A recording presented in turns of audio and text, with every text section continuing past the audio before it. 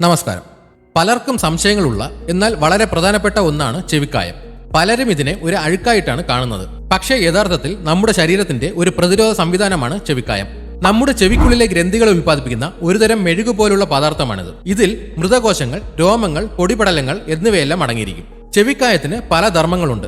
നമ്മുടെ ചെവിക്കുള്ളിലേക്ക് പൊടി, അഴുക്ക്, ബാക്ടീരിയ, ഫംഗസ് എന്നിവ കടക്കുന്നത് തടയാൻ ചെവിക്കായം സഹായിക്കുന്നു. ഇത് ഒരുതരം കവചമായി പ്രവർത്തിക്കുന്നു. ചെവിക്കുള്ളിലെ ചർമ്മത്തെ വരണ്ടുപോകാതെ സൂക്ഷിക്കാനും ഇത് സഹായിക്കും. നമ്മൾ സംസാരിക്കുമ്പോഴും ഭക്ഷണം കഴിക്കുമ്പോഴും താടിയെല്ലുകൾ ചലിപ്പിക്കുമ്പോൾ ചെവിക്കായം സ്വാഭാവികമായി തന്നെ പുറത്തേക്ക് വരും. ഇത് ചെവിയെ സ്വയം വൃത്തിയാക്കാൻ സഹായിക്കുന്ന പ്രക്രിയയാണ്. മിക്കപ്പോഴും ചെവി സ്വയം വൃത്തിയാക്കുന്നതിനാൽ ചെവിക്കായം നീക്കം ചെയ്യേണ്ട ആവശ്യമില്ല. അമിതമായി ചെവിക്കായം ഉണ്ടാവുകയാണെങ്കിലോ അത് കേൾവിക്ക് തടസ്സമുണ്ടാക്കുകയാണെങ്കിലോ നീക്കം ചെയ്യേണ്ടതുണ്ട്. എന്നാൽ പലർക്കും ഈ വിഷയത്തിൽ ഒരുപാട് തെറ്റിദ്ധാരണകളുണ്ട്. അതിൽ പ്രധാനപ്പെട്ട ഒന്നാണ് കോട്ടൺ ബഡ്സ് ഉപയോഗിച്ച് ചെവി വൃത്തിയാക്കുന്നത്. കോട്ടൺ ബഡ്സ് ഉപയോഗിച്ച് ചെവി വൃത്തിയാക്കുന്നത് നല്ലതാണെന്ന് പലരും കരുതുന്നു. എന്നാൽ ഇത് വളരെ അപകടം നിറഞ്ഞ ഒരു പ്രവണതയാണ്.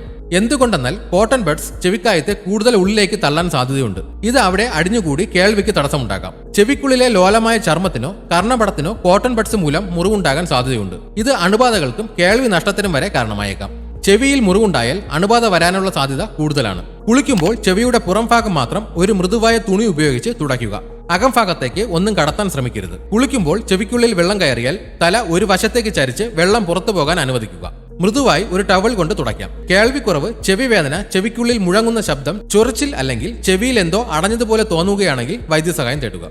ഇതുപോലെയുള്ള ഹെൽത്ത് ടിപ്സിനായി ഈ ചാനൽ ഇപ്പോൾ തന്നെ സബ്സ്ക്രൈബ് ചെയ്യുക.